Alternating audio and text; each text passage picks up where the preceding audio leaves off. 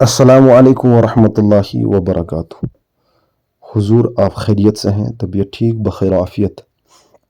میں آپ کو اس سے پہلے بھی کہہ چکا ہوں، جو سعد شعرا کا اختلاف چل رہا ہے، یہ علمی اختلاف تھا علماء کے درمیان۔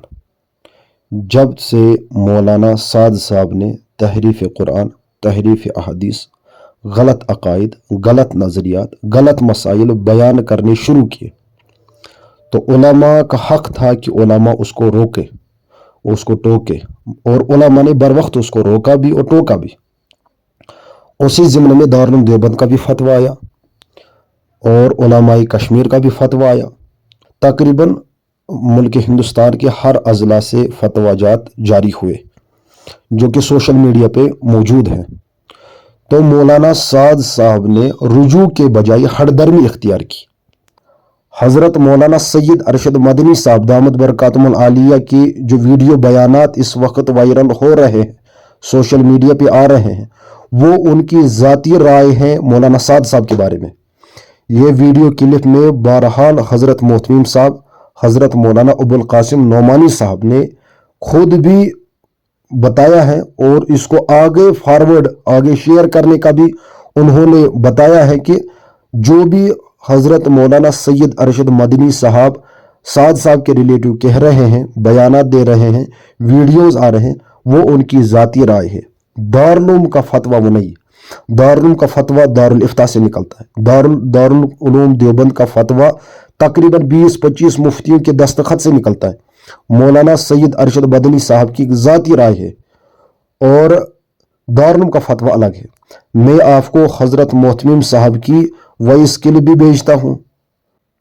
بہرحال علماء کشمیر نے جو فتویٰ لگایا ہے وہ تبلیغی جماعت پر نہیں ہے، وہ تبلیغی افراد پر نہیں ہے، وہ صرف اور صرف مولانا سعد صاحب پر ہے، اور سعد صاحب کے غلط عقائد اور نظریات اور جو تحریف قرآن اور تحریف حدیث انہوں نے کی ہے ان پر فتویٰ ہے، تبلیغی جماعت پر فتویٰ نہیں۔ یہ کام تو علماء کا ہے اور عوام کو اس اختلاف میں نہیں اترنا چاہیے۔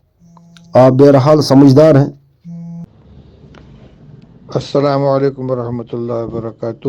بھائی مولانا معروف صاحب، میں نے آپ کا پورا میسج سنا۔ کل سے مجھے بھی اطلاع مل رہی ہے کہ حضرت مولانا سید ارشد صاحب مدنی دامت برکاتہم نے وہاں وہ بیان دیا ہے جس کا آپ نے اپنے میسج میں تذکرہ کیا ہے۔ ہمیں سن کر بہت حیرت ہوئی، اس لیے کہ مولانا سعد صاحب نہ دارالعلوم میں آئے ہیں، نہ ہم لوگوں سے کسی سے ملاقات ہوئی ہے۔ ذاتی طور پر مولانا ارشد صاحب کے یہاں وہ آئے ہیں، وہاں دعوت کھائی ہے، اور ان لوگوں کی کیا گفتگو ہوئی ہم نے نہیں سنا ہے۔ نہ وہ دارالعلوم میں آئے، نہ کسی مسئلے سے ہمارے سامنے انہوں نے رجوع کیا ہے، نہ اپنے پہلے بیانات سے انہوں نے اپنے اس سے رجوع کا کوئی اعلان کیا ہے۔ اور جہاں تک بیانات کا تعلق ہے تو میرے ذاتی علم میں یہ بات ہے کہ ان کے بیانات اسی طریقے سے جاری ہیں۔ جنوری کے آخری ہفتے میں ارشادات اکابر کے نام سے جو ان کے بیانات کا مجموعہ شائع ہوا ہے وہ میرے سامنے موجود ہے۔ اس میں بھی وہی ساری باتیں ہیں انحراف کی جو پہلے وہ کہا کرتے تھے۔ اس لیے مولانا ارشد صاحب دامت برکاتہم نے جو کچھ کہا ہے وہ ان کی ذاتی رائے ہو سکتی ہے۔